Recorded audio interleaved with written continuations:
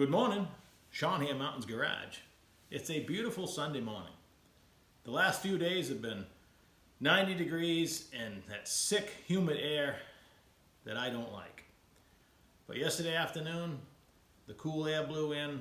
It got down in the 50s last night, gonna be 70 something today. I got the doors open, getting some fresh air in the shop. I'm thankful that my garage never got more than 72 degrees. I don't have air conditioning, I just keep the doors shut. And if you could feel this bench right now, it's cold. I should put the temp gun on it. Let's do that. This bench is 66 degrees. Pretty good. I built the garage on ledge. I'm not sure if that's a good idea or not, but I didn't have a choice. And in the end, I made a cave. So this morning, like I said, I got the doors open, blowing some fresh air in here. That's your weather report. So I figured I'd take advantage of a couple hours today and get started on my TH475 race transmission project that I'm gonna put in my 72 Nova twin turbo 6-liter LS. I have an ATI Bellhausen, so I'm gonna get rid of the shield. I made the shield. Let me back up. There's a TH475 already bolted in there in the car. It has a aluminum internal brake, transmission specialties. There's nothing wrong with it. It has stock shafts, and I made it fit in the car. I have the shield over the body of the transmission. That clears the floorboard, and I position the engine and everything as such that I have the flex plate shield on as well over my SFI flex plate. It's 100% ready to go, and then I got the bright idea I'm going to build a better transmission. I've covered it a couple times, but if you're new, go back and watch all those episodes. Go ahead, I'll wait. But why not? I build transmissions. I want to take something to the next level. Fortunately, with the Turbo 400, there's many levels you can go. I'm only going up a couple notches. I'm not sure I need any of this, but I want to do it, so I'm going to. So I'm going to unbolt that one, do something else with it, probably sell it, who knows, and build the one that we're going to build probably this week, or at least get started on it. So I have to remove the Turbo 400 I just built for my buddy Charlie with the Coam reverse pattern trans brake valve body, and get that ugly motorhome transmission up on the stand. Here's a look at Charlie's transmission. I love the giant, I believe they call that the trash can solenoid. As usual, I drill and tap the vent hole. This was a metal vent transmission. The hole is slightly bigger, but it still taps just fine. You got to kind of cheat to tap it on a slight angle like I do, but these air fittings I bought, they're stainless and plastic. They work really nice. They're DOT truck fittings. It's odd. This is 1/4 inch push connect airline, or just regular truck airline, DOT. But the fitting is 12 millimeter, which actually comes in handy. It's better than being a 1/2 inch. The 12 millimeter is a little bit smaller. It makes it easier to install.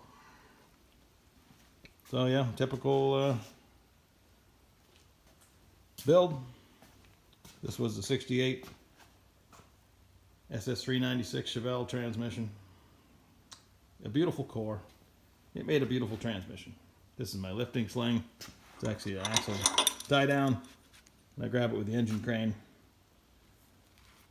And that's my method to get it in and off the bench these days, in and out of the holder, I should say. I'm dreaming of potentially getting a roll-around pump-up lift table to do this operation, but this works pretty well.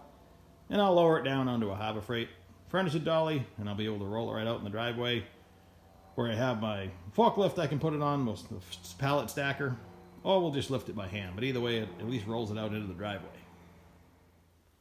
I honestly question why I think I want a hydraulic table, because this setup works so nice.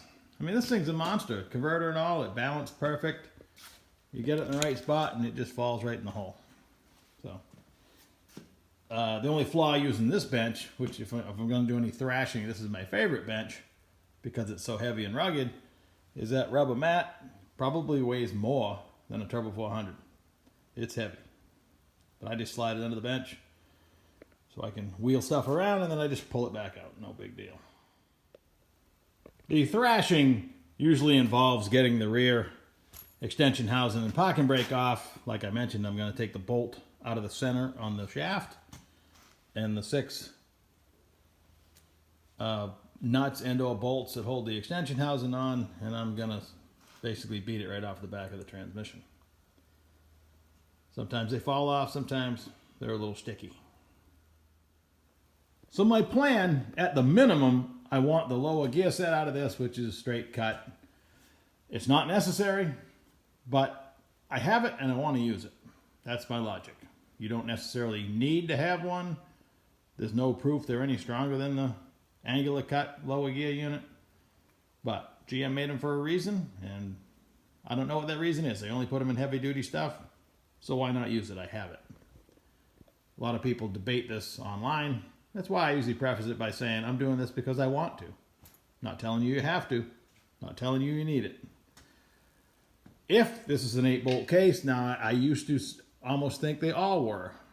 Despite being 75 and up, it's semi-rare to have an 8-bolt case. Every 475 that I've stripped was until a few weeks ago when I did one for a friend of mine, and his was a 6-bolt case. It looked just like this. So if this is a 6-bolt case, I'm definitely not using it because I'm bolting on an ATI bell housing. If it's an 8-bolt case, I may or may not cut this perfectly good bell housing off. Or maybe it's cracked. I haven't even inspected it yet. But first impression, it has a blue torque converter. That's not normal. So somebody's been into this before. So my hopes is when we get it apart that it's not too far from original and nobody's stolen all the good stuff out of it. But there's only one way to find out. The tag indicates it's a 1978, which I believe increases my chances of having an 8-bolt case. The one that I did that wasn't an 8-bolt case, TH475, was in 1987, the last year before they changed the case and added the extra check ball. So, again, there's only one way to find out. I want the 8-bolt case because an aftermarket bell housing uses all 8 bolts to attach it. You can run 6 or 7. We've covered all this before. People do. I want 8. So I'm going to strip transmissions and work until I have an 8-bolt case. That's why it bothers me, like that one over there. That doesn't need to be an 8-bolt case, but I don't have any 6-bolt cases. So moving on. With the converter out, the front pump area is painted silver, just like that Corvette transmission down on the other bench. If I put them side by side, other than the number of bolts showing, this is only showing 6, they look very similar. I got the park brake cable unwound, the 6 nuts off, and the bolt out of the back, and I've already busted it loose. This one's not giving any trouble. Actually, all the nuts spun off by hand. No issue. I'm going to continue to pry it off and throw it away. The splines out toward the end up grabbing it pretty well, so I'm leaning with my waist on a pry bar in between, and I'm hitting the top with a rubber hammer. So I put the trash can with a block of wood to catch it, because it drags down to the very last spot. But it's off. It fell on there. Nobody got hurt. Life is good. I'm also surprised others I've stripped had special fittings for the cooler with 3/8 tube instead of 5/16. These are normal 5/16. You never know what they did. But I do like the cases with the 6 studs. I end up cleaning them up and reusing them if I'm using this case. Also, this 1978 had a gasket, and the 1987 I stripped had an O-ring. 4L80Es have an O-ring, a quad ring actually. I think I prefer that over the gasket, but they both work without any hassle. So I got it all stripped out. My first disappointment was it's a 7-bolt case. No big deal. I do have other choices. I have 2 of the 3 of the HD Pontiac cases that I stripped. One I've already cut the bell housing off. The case needs a lot of work, and I need to clean it up entirely to make sure I trust that the sealing surfaces are still good, because it sat with water in it for a long time. So I'm not sure what I'm going to use for a case, but hey, it wasn't going to be this one. No big deal. Then, do you ever get the feeling that you've finally dug up the treasure chest and you pop the lid and there's a note that says, haha, you're too late.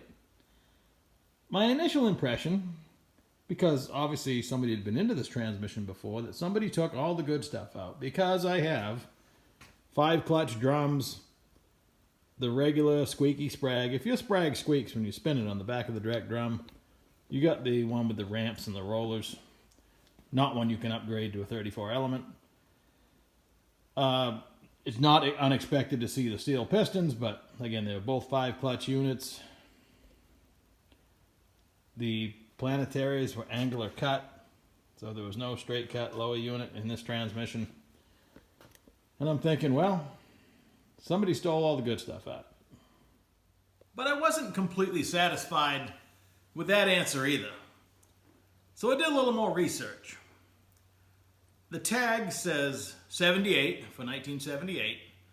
CM is the code, which would be a Chevy or GMC. I looked it up what CM stood for, or what line the transmission was built for, and it's for a Series 20 or 30, so a 3/4 or 1 ton motorhome chassis. I've never seen a 3/4 or 1 ton with the big driveline brake. A CL, up until 1980, is a 475 at 14,000 GVW, and after 1980 an FL. And a CM would be a 20 and a 30 chassis. So just because I've never seen it or experienced it doesn't mean they don't exist. So I've been wrong to assume all this time. I've never did the 20 minutes worth of research it took to figure it out because I never encountered this problem before. Every other park and brake